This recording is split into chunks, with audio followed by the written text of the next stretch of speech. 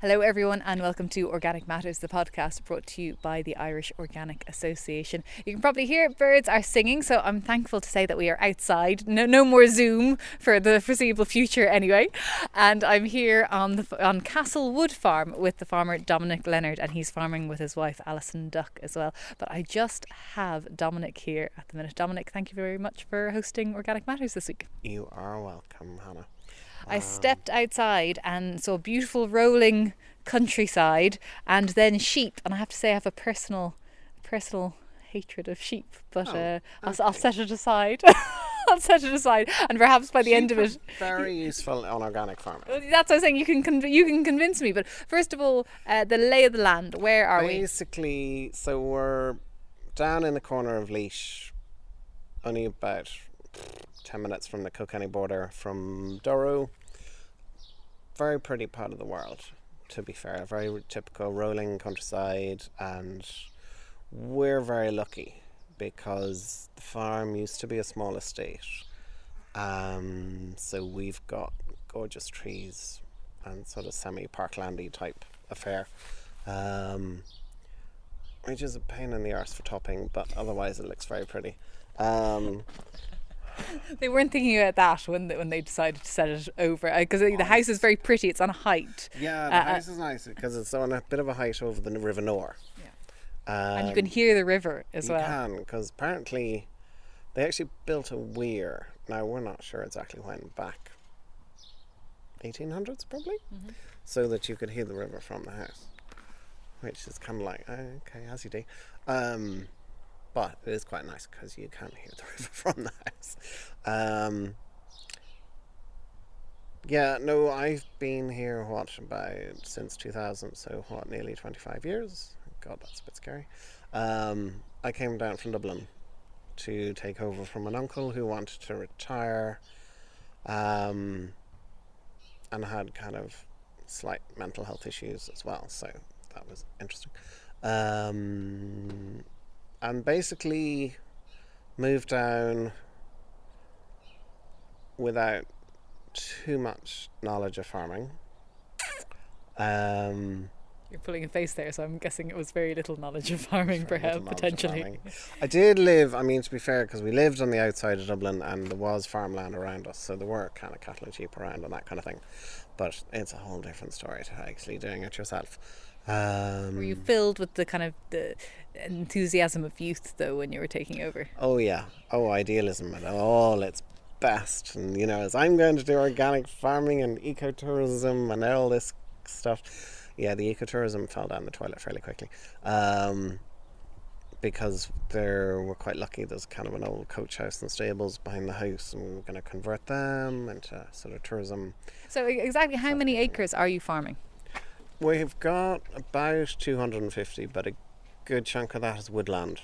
Probably about 30 acres of woodland. And split it up for me. What kind of acreage is sheep? The sheep and cattle don't really work in terms of splitting up.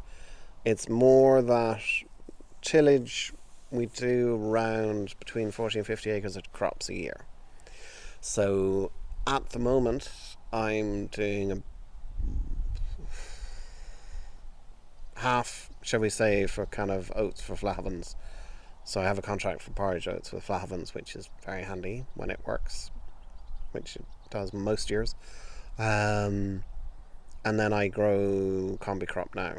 I moved away from the whole beans thing because they were an absolute nightmare. Can we walk up here to some of your sheds? Are these sheds for sheep and cattle up here? Because you do seem to have quite a range of hay barns and sheds. It does seem like a farmer's dream in that respect. One hay barn, which is new actually because the last one literally crumpled up and fell apart. Okay. But for instance, a few of these are quite old sheds. They have a lambing shed, which literally we only use for lambing. And it's kind of too low, unfortunately, to be able to use it for anything else. And typically, how many cattle do you have and how many sheep do you have? At the moment, usually have between 25 and 30 cows. Are they all sucklers? Yeah, it's all suckling. Is it winter or spring? Spring calving. So kind of February, March, April, it's calving. And do you favour a particular breed? Yes, sort of. We have basically gone for a Simmental cross cow, which is good in some ways because very easy calving. They've loads of milk. They've nice size. I put them with an Angus then and you get a nice sized animal. But as a cow, they're like bottomless pits. The Simmentals, they never stop eating, and Jesus, bonkers.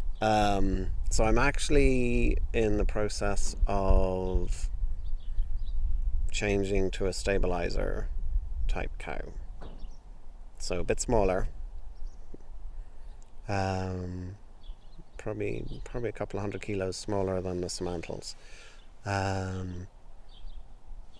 They are very easy calving because the stabilizer calf is like the size of a dog when it's born, and they just pop out and they're up in seconds. It's great for that.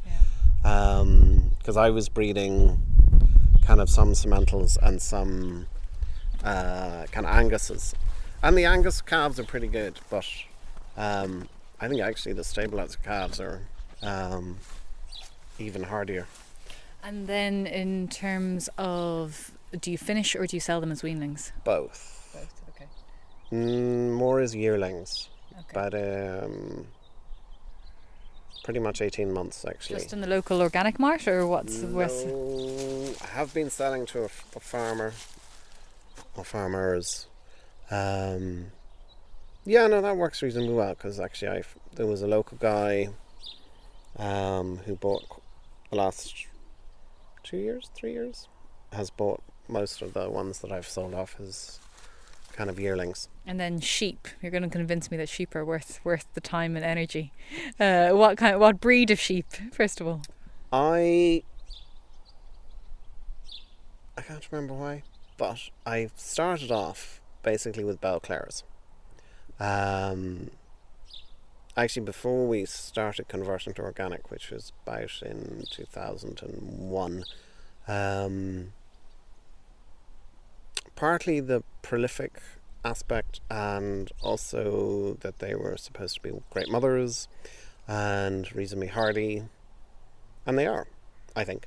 I do use Texel as well. So how many sheep do you have in total? So around 120, 130 ewes. Oh my god. I just think they all have a death wish. Well, yeah, okay, that is true. If a sheep can find a reason to die, they will. Yeah. It is true. However, saying that, they are really useful in organics, I think, because as a counterpoint to cattle, because they don't share parasites, not completely, they tend also to be very good for grass in terms of quality grass, because they'll graze it down to the butt, which the cattle won't. And they'll also eat things like docks and ragwort. And save you topping. And no, they don't save me topping. Okay. Not a hope in hell. No, because we seem to be cursed with some amount of thistles and nettles around the place. But also just in terms of quality of grass, topping makes a big difference, I find. But so you're a believer in topping, because there are schools of thought that would say don't bother. Yeah, but in terms of weed control in grassland, topping does help. Do you change your rotation though with the tillage? Would you? Yes. And does that help as well? Oh yeah, that definitely helps. But I can only plough about 100 acres of the farm. Do you do your own ploughing? Nope. Because to be honest, it would take me so long, and I would require a nice expensive plough and probably a bigger tractor. La-di-da-di-da. I do not think it's worth it. What crop makes you the most money? Or is it an animal? Out of everything on the farm. What enterprise makes? Yeah, what enterprise makes the most money? Probably tillage. Yeah, tillage. Or no, actually, bit of a toss-up between the sheep and the tillage. Okay. Because you see, with the cattle, the costs are quite high. I'm looking at all the silage, I'm looking at all the straw. Now, admittedly, the straw is producing dung, because I use quite a lot of straw, as much as I can over the winter. I could be using 400 bales of straw over the winter, if I can get it. Might be a problem this year. But I do find if I can produce more dung, which I generally actually compost over the summer and spread in kind of September, October on... I'm spreading it on red clover for the following year. In that red clover silage ground is generally part of the tillage rotation. So it's feeding ground that will be going into tillage at some point. You had pigs. We had pigs. We used to have quite a lot of pigs. And what breed of pig did you have? Yeah. The pigs were sort of semi-accidental, really, let's be honest. Because we started with a few just for ourselves. Just we bought a few small ones that we fattened up and we kind of killed for ourselves, just, you know, because we thought it'd be fun, as you do. And then this was back in 2004, 5. I was growing feed for a guy, and I used to deliver the feed to him, and he had pigs. And he had decided that nope, he was going to up sticks and go back to Germany. So I was like, oh, here, I sell you my pigs. I was going, yeah, okay. But he had Tamworths. And Tamworths are fine if you can finish them under 6 months. So generally not very big in 6 months, because Tamworths take a while to really grow big in organic circumstances. After that, they start piling on unreal amounts of fat. It's like whale blubber. It's bonkers. And after 1 or 2 butchers were like, no, look, you can't. This is just desperate. There's too much fat. And of course, customers were going, there's too much fat. We can't like it, etc., etc. So I said, right, get rid of bloody Tamworth. So changed then to, well, no, we stayed with an old breed sow, but more like a sort of saddleback type of sow, because they're quite good mothers actually. But I used then a Durrow type boar, so I found it much easier to have the boar. I tried AIing a few times, but oh Jesus, it was such a hardship to try it. It never seemed to work very well when I did it. So if any organic farmers out there were thinking of getting into pigs, organic pigs, so check the breed is obviously one thing. Oh, breed is important. Is there anything else that they should be wary of? If you don't have a market, don't do it. And obviously, you mentioned that you need an abattoir close by, and you need to know. Well, you need to know. Close by. Yeah, you need to know how the finishing is going to happen. Yeah. Yeah. Because there is no one commercially selling organic. There's no organic pig factory, for example. There's no pig factory. No, there isn't in Ireland. Not a hope. There's virtually no one doing organic pigs now. It's because it's expensive as well. Because you need organic pig feed. You need organic feed. And they eat organic feed every single day of the year. It's the problem.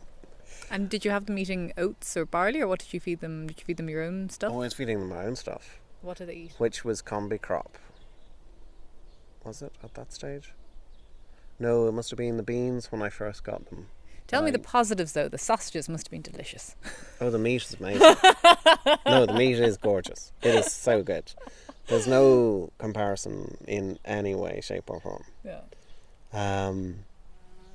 It got to the stage when we had the shop, I was making our own sausages, and I was then doing different types of sausages, and I'd make pork and apple burgers with our apples as well, and I would do dry cured rashers and bacon and ham and stuff, and oh yeah, it was really good stuff.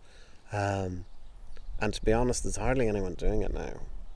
Mulhalls do it over Coolnall. They're near Carlow.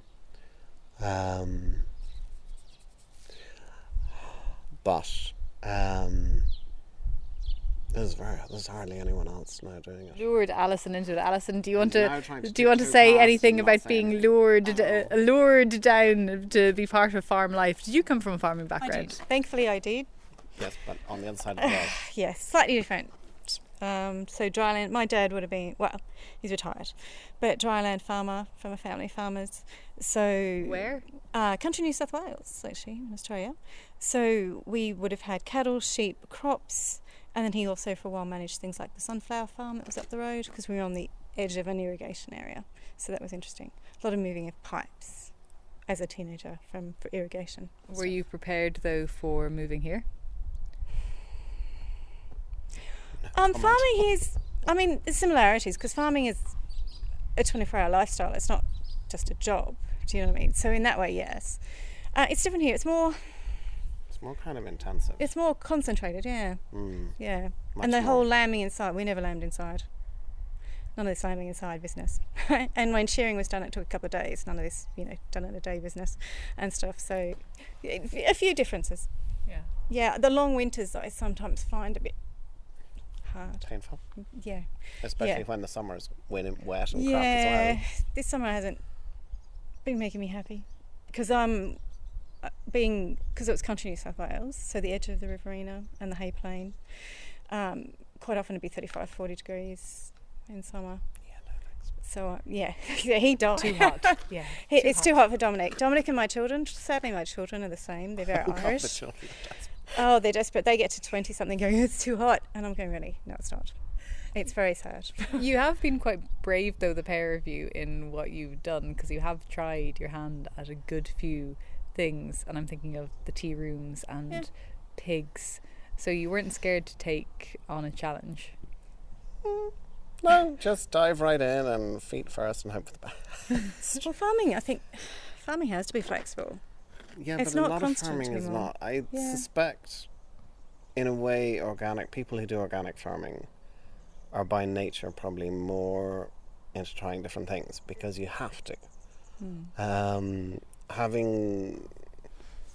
I came, my uncle was doing kind of, about 100 acres of tillage and, finishing some sheep and cattle. At that stage, when I turned up,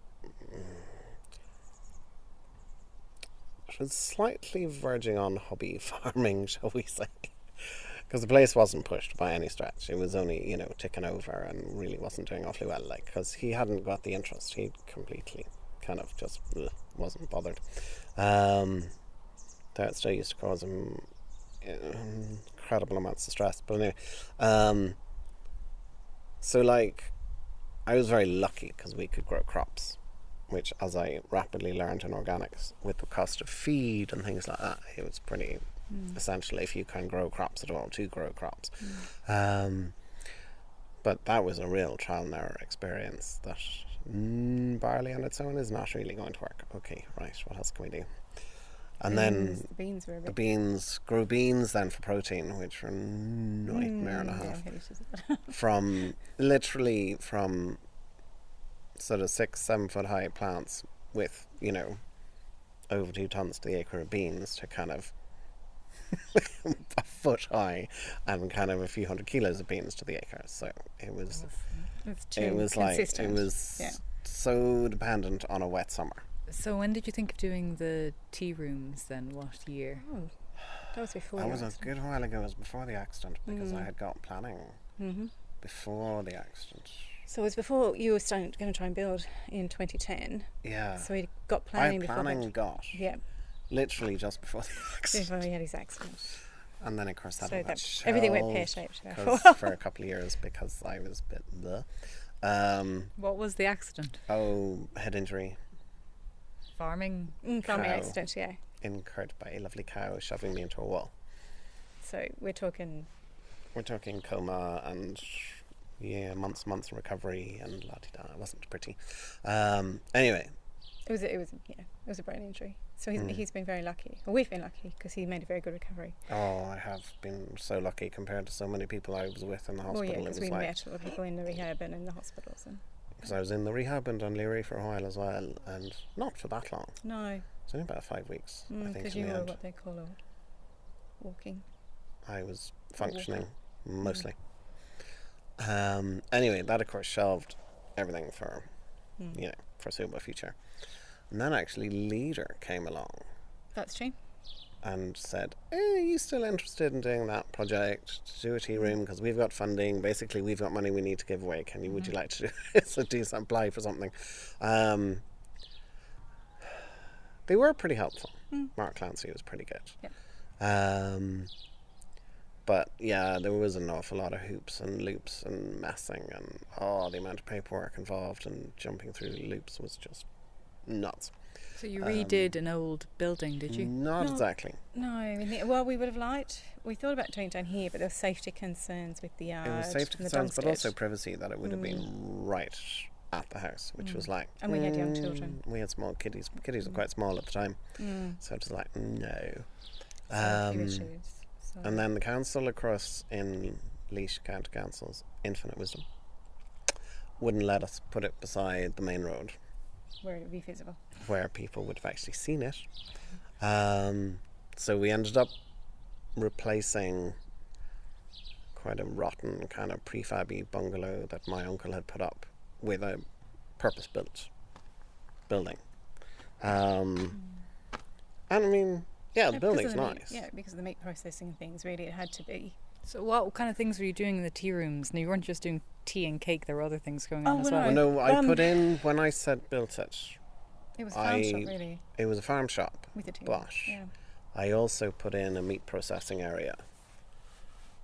So you would get the animals killed in an abattoir, brought back, and then you'd butcher them yourself. Yep. So I was doing mostly kind of value-added things like burgers and sausages and curing and mincing and just, cutting steaks and cutting things like that in shops and stuff. I wasn't, because I'm not a butcher by trade, and also I didn't really have the time to be doing all of that as well. Still took quite a lot of time. But, I mean, it was interesting. No, it was interesting, right. It was interesting. Because people come to buy meat, or they come for the tea room. Or maybe they come and have a cup of tea and go, that's a nice roast there, so I'll buy that. And see what Or, the other way around. Did it work when you first started? it took was a very time slow burn because at of the where beginning. we're far enough off the road that, and not in a town, that it was slow. It took 2-3 years, and then word of mouth, and it just kind of steadily it started got steady after improving that. then. After the first 2 years were quite slow, really, and then it Just be started persistent. picking up. Yeah. And we had a nice bunch of regulars, nice people. lovely Some of them people still actually. It's nice. And how Kind of many? miss them actually. Well, I get to see some of them. Oh, you do, yes, in the shop in Portage, And the market, yes. yeah. And at the market in Abbeyleix. How many days a week were you open? We just did Friday, Saturday, Sunday. We couldn't do But that's any quite a more lot. than Even that. Friday, Saturday, Sunday is quite a lot, It was because a there's a lot of lot. preparation going in, and then that takes swallows your entire weekends. Oh, we had no It did. weekends We had no for 8 weekends. years. There wasn't a weekend. And were you open all year round, or just some? March pretty to much. December. Wow, that's a long time. It Was quite long, yes. Yeah. And did you have staff? It was just us. It was us. Well, and actually, in COVID, when we were busy, actually, our older daughter particularly spent a lot of time up there. Oh, she actually. did. Yeah. Yeah, because she was at school. So how many years were the tea rooms happening in total? 8 years we did. 8 years, yeah. Mm.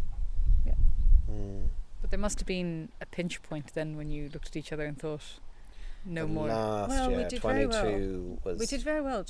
Even COVID was funny for everyone, and like everybody else, we shut it first, and then And then it was because like, we had- we're selling food, so we can open. we had meat and things, so people come in just for that. And then literally, I said to a few of them, "Oh, if I did a few scones for takeaway, would you be interested?" And people going, "Oh yeah," But because the tea room actually has a big veranda on it, which is very wide, big enough for tables and things, so people could take away and sit outside, and so it worked really well. And we could have all the doors open, so you could come in and out. So I mean, the ventilation, so you actually we weren't did going to well. get much more ventilation, really. No, it was very good. Um, Then we were busy afterwards, and then when everything kind of opened up, 22. Yeah, I when think a things lot of opened up and people could like leave Leash, they were Leave just Leash. left en masse. Well, they could leave the country too, as evidenced they by definitely lines at left. the airport. Yeah, It airport just, queues were pretty. well, the pinch point was the electricity bills. Yeah, they Do started you remember when they going skyrocketed? off the scale. You heard all those stories about cafes and things getting ridiculous. Yeah, that was us as well. Oh yeah. So what percentage increase were you looking at in your electricity? Was it goodness. 20% higher? Oh no. Oh, 50. 50? Oh yeah. Oh yeah. Oh, Oh, yeah. we're talking serious money. That must have been a shock when it came to that. Yeah, You could say It was that. like, because running the coal rooms and things, it was just, we looked at each other and we limped along to the end of the year, and we did. we But got I mean, to March, went we can't realistically. really justify this.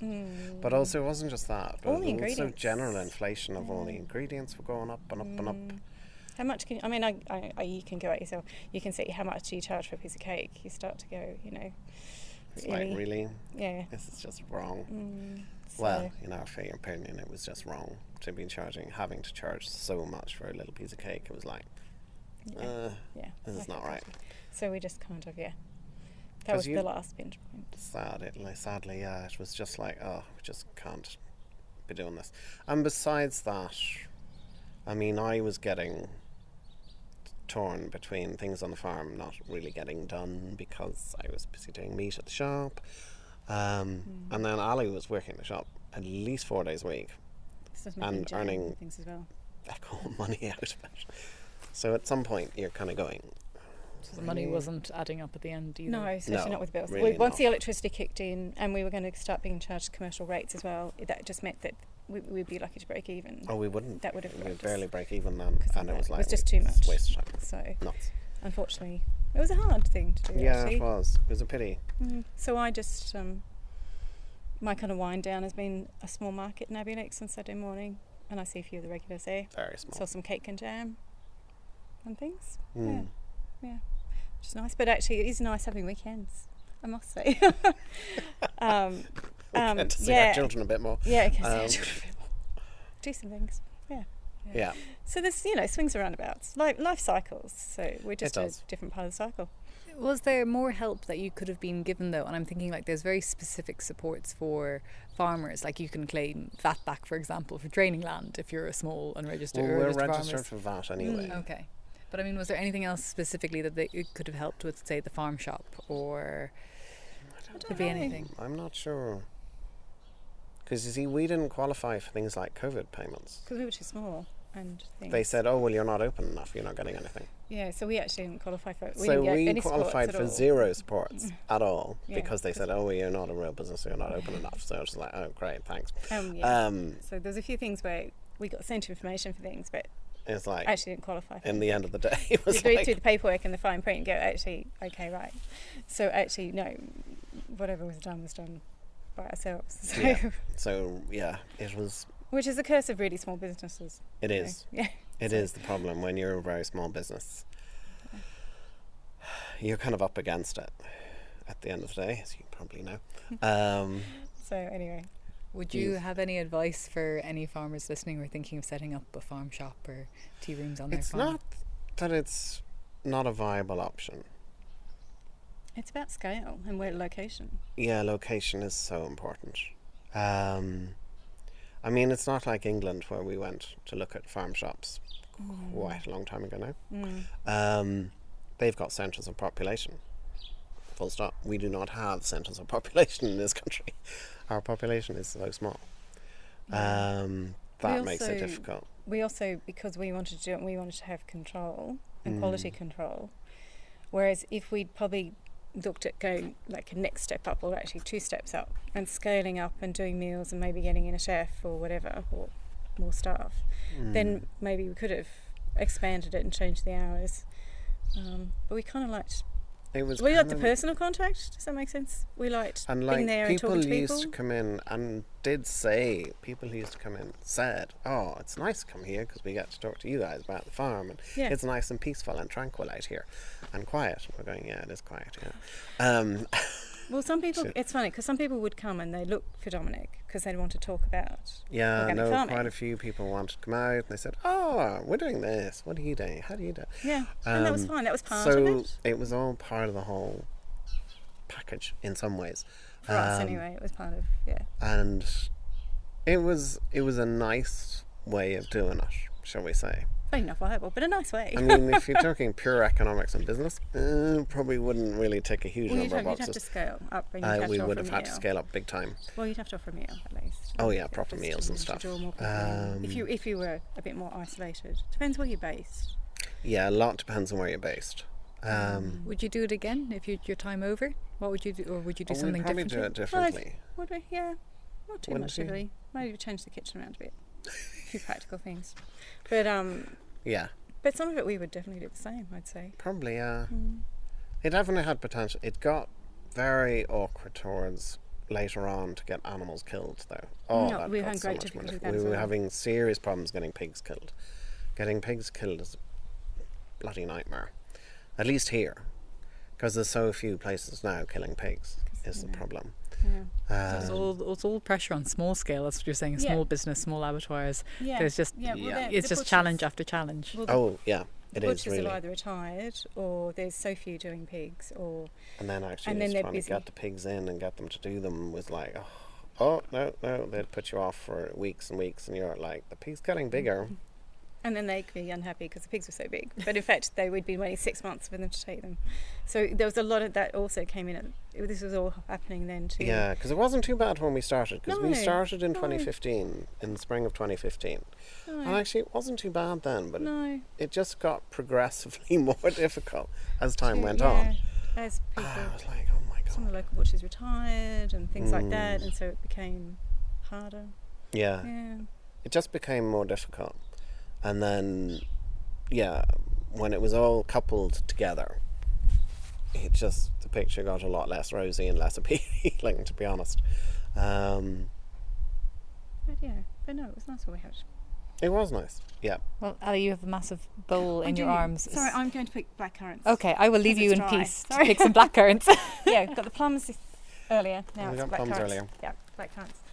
The jam making hasn't been forgotten. No, the dough making has not been forgotten. No, which is why I need to go save the black currants. And if people want to buy your produce, where can they go? Almost all the time, except for family commitments. I'm just at Abbeyleix market on Saturday morning. Well, you've shared an awful lot of your wisdom and farm experience with me. Thank you very Very much. welcome. For everyone listening, you've been listening to Organic Matters, the podcast brought to you by the Irish Organic Association. For more on organics, you can go to www.irishorganicassociation.ie. And if you want more podcasts, I'm happy to say there's plenty of them. This is season 3. So you can find them on your podcast platform of choice, be that Apple or Spotify or whatever else. But from me, Hannah Quinn Mulligan, thank you very much for listening, and we'll be back again in 2 weeks.